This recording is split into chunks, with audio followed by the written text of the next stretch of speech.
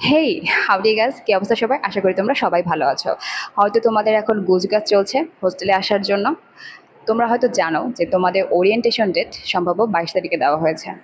সবারই মন খারাপ, বাসা সবাইকে ছেড়ে হোস্টেলে চলে আসতে হবে এখানে এসে। তাই তোমার যেন কোনো প্রবলেম ফেস করতে না হয়, তাই আজকের ভিডিওতে আমি হোস্টেল সংক্রান্ত এবং কলেজ সংক্রান্ত কিছু রুলস রেগুলেশনের বিষয় নিয়ে আলোচনা করব। প্রথমে তোমাদের সাথে আমি ক্লাসের কিছু নিয়মাবলী শেয়ার করব। 1 নম্বর নিয়মাবলী হচ্ছে, তোমাদের 7:50-এ অ্যাসেম্বলি শুরু হবে এবং সকাল 8টার মধ্যে তোমাদের ক্লাসে উপস্থিত থাকতে হবে। ক্লাস চলাকালীন সময় কোনো স্টুডেন্ট ক্লাসে ঢুকতে পারবে না, অর্থাৎ তোমাদের 8টার মধ্যেই ক্লাসে উপস্থিত থাকতে হবে। 2 নম্বর নিয়মাবলী হচ্ছে, ক্লাস চলাকালীন সময় তুমি বারান্দায় হাঁটাচলা করতে পারবে না। তোমাকে অবশ্যই পরিষ্কার পরিচ্ছন্ন ইউনিফর্ম পরে ক্লাসে আসতে হবে। ক্লাস মনিটরের কথা মেনে চলতে হবে এবং ক্লাস চলাকালীন সময় হোস্টেল বিল্ডিংয়ে যাওয়া যাবে না।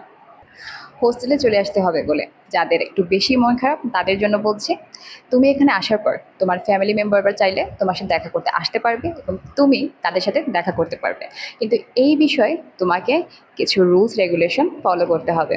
রুলস নাম্বার 1, হোস্টেলে অবস্থানরত প্রত্যেক স্টুডেন্টকে তার লিগ্যাল গার্ডিয়ানের 1 কপি সত্যায়িত ছবি এবং একটি লিখিত দরখাস্ত ক্লাস টিচারের কাছে জমা দিতে হবে। নির্ধারিত সময় ব্যতীত লোকাল বা লিগ্যাল গার্ডিয়ানের সাথে দেখা করতে পারবে না। 3 নম্বরে হচ্ছে, নির্ধারিত ভিজিটিং তারিখ ব্যতীত কর্তৃপক্ষের অনুমতি ছাড়া কারোর সাথে দেখা করা যাবে না। সপ্তাহের শুক্রবার দিন সকাল 9টা থেকে বিকাল 5টা পর্যন্ত নির্দিষ্ট কক্ষে তুমি তোমার অভিভাবকের সাথে দেখা করতে পারবে। সপ্তাহের শুক্রবার দিন তুমি তোমার লিগ্যাল বা লোকাল গার্ডিয়ানের সাথে বাইরে যেতে পারবে। প্রয়োজন ছাড়া মাসে একবারের বেশি বাইরে যাওয়া যাবে না।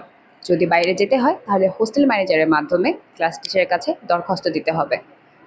যে কোনো দরখাস্তে নিজ হাতে ঠিকানা সহ লিখতে হবে এবং হোস্টেলে যাওয়া এবং আসার সময় উল্লেখ করতে হবে। সর্বশেষ নিয়ম হচ্ছে, প্রথম বর্ষে পড়া অবস্থায় কোনো শিক্ষার্থী ফোন ইউজ করতে পারবে না এবং যদি কর্তৃপক্ষ জানতে পারে তাহলে তার ফোন নিয়ে যাওয়া হবে।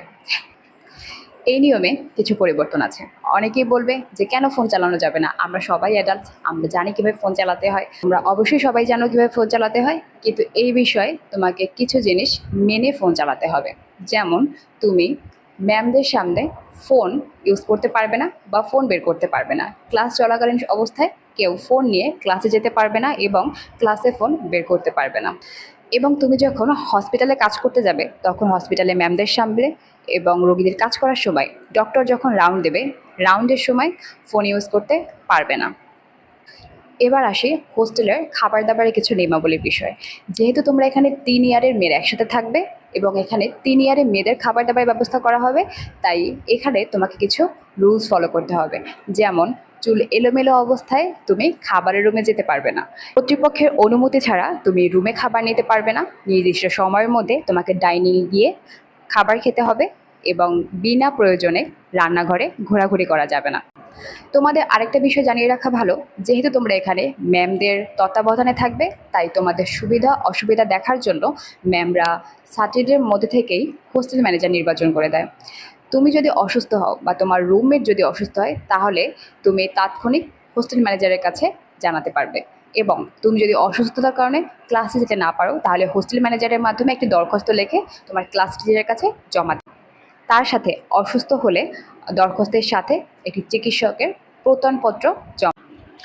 কোনো ছাত্রী রাতে রুমে আত্মীয়স্বজন রাখতে পারবে না এবং কলেজের মেইন গেটের সামনে হাঁটাচলা করা যাবে না। বিকাল 5টা থেকে সন্ধ্যার মধ্যে কোনো স্টুডেন্ট যদি বাইরে থাকে তাহলে তাকে তাড়াতাড়ি হোস্টেলে ফিরে আসতে হবে।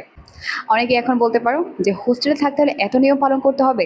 আমি হোস্টেলে থাকবো না, কিন্তু আমার মতে তোমরা নতুন জায়গায় আসছো, তাই হোস্টেলে থাকাটাই তোমার জন্য নিরাপদ হবে। এই নিয়মগুলোর মধ্যে তুমি যখন 3 বছর থাকবে বা 3 বছর পরে যখন তুমি এখান থেকে বের হয়ে যাবে, তখন দেখবে জীবনের সব ক্ষেত্রে বা তোমার কাজের ক্ষেত্রে, তোমার চলার ক্ষেত্রে এই নিয়মগুলোই তোমাকে সাহায্য করবে। তোমার পরিবারের লোকজনও তুমি হোস্টেলে থাকলে নিশ্চিন্ত থাকবে, কারণ তোমরা এখানে ম্যামদের তত্ত্বাবধানে থাকবে। তাহলে আজকে এই পর্যন্তই। ভিডিওটি দেখার জন্য তোমাদের অসংখ্য ধন্যবাদ। হোস্টেলের নিয়মাবলী বিষয়ে তোমাদের যদি আর কোনো প্রশ্ন থাকে তাহলে আমাকে কমেন্টে জানাতে পারো। তার পাশাপাশি ভিডিওতে লাইক, শেয়ার এবং চ্যানেলটিকে সাবস্ক্রাইব করে পরবর্তী ভিডিও আসার আগ পর্যন্ত আমার সাথেই থেকো। Bye bye.